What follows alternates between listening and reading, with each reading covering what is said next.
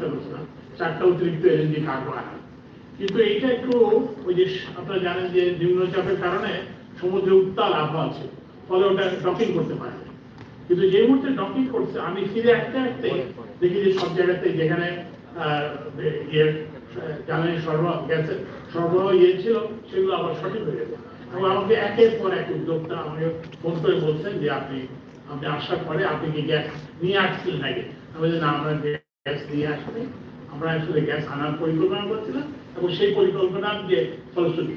তো ওই জন্য এখন আমরা যেটা চেষ্টা করছি একটা সবাই মিলে একটা পরিকল্পনা উন্নয়ন চেষ্টা করছি এবং আমরা এইসব টেমপ্লেট গুলো স্ট্যাবলিশ করে যাচ্ছি। রমজানে কিভাবে লোড ফ্রি রাখতে হয়, তারপরে ঈদের যাতায়াত কিভাবে করতে হয়, চট্টগ্রামের জলাবদ্ধতা কিভাবে কিভাবে মোকাবেলা করতে হয়, এই অর্থনীতির কি বলে এক্সচেঞ্জ রেটকে কিভাবে স্টেবিলাইজ করতে হয়, তারপরে হচ্ছে যে এইভাবে নানান রকম আমরা টেমপ্লেট আমরা স্ট্যাবলিশ করে যাচ্ছি যে এখন যাতে সামনে যারা সরকার আসবেন তারা এগুলো দেখতে পারবেন এবং এগুলো যদি তারা অবলম্বন করেন তাহলে আমাদের জনগণের জন্য সত্যিকার। আমি একটু কৃষিমন্ত্রী যদি মধ্যবিত্ত না নিম্ন কৃষকদের জন্য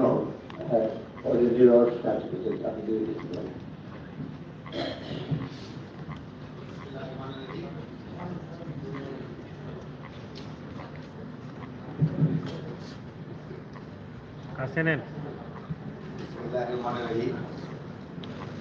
আমরা ভোক্তাদের অধিকারের জন্য যতটা কথা বলি, কিন্তু আমরা কৃষকের অধিকার নিয়ে কিন্তু আমরা কথা বলি। এবার দেখেন আপনাদের আলুর উৎপাদন কিন্তু অনেক বেশি হয়েছে, ভোক্তারা কম মূল্যে পাচ্ছে আলু, ভালো কথা, কৃষকরা ন্যায্য দাম কিন্তু পাচ্ছে না। এই ব্যাপারে আপনারা যদি একটু সোচ্চার হন আমার মনে হয় সবচেয়ে ভালো।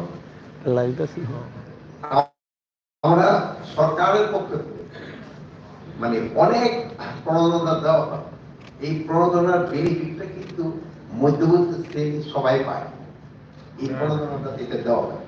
আর আপনারা যদি দেখেন এবার কিন্তু এই ঈদের সময় যে বাজার ছিল প্লাস এখনো যে বাজার, যেটা সবজি বাজার করেন বা চাউলের বাজার করেন, মোটামুটি একটা স্বস্তিকর পরিস্থিতির ভিতরে আছে। আপনারা অন্যান্য বছরের তুলনায় যদি এটা কম্পেয়ার করেন আমার মনে হয় দামটা অনেক কমের ভিতরে আছে। আর আমাদের এবার প্রোডাকশনের দিকে যদি দেখেন আমাদের গতবারের থেকে এবার কিন্তু সবকটা প্রোডাকশনই কিন্তু আমার বেশি গেছে। এটার ভিতরে এবার জানেন যে বড় ফসলটা এবার বাম্পার হয়েছে, বাম্পার ফসল আমাদের এই ধান উৎপাদন বেশি হবে আশাটা হয়ে গেছে। রাজশাহী অঞ্চল এবং রংপুর অঞ্চলে কিছু কিছু রয়ে গেছে, হয়তো কিছুদিনের ভিতরে পুরো টাকাটা হয়ে যাবে। এতে প্রায় আমরা আশা করতেছি যদি বিবিএস ইনফরমেশন কারেক্ট হয় তবে প্রায় 15 লক্ষ মেট্রিক টন বেশি হবে।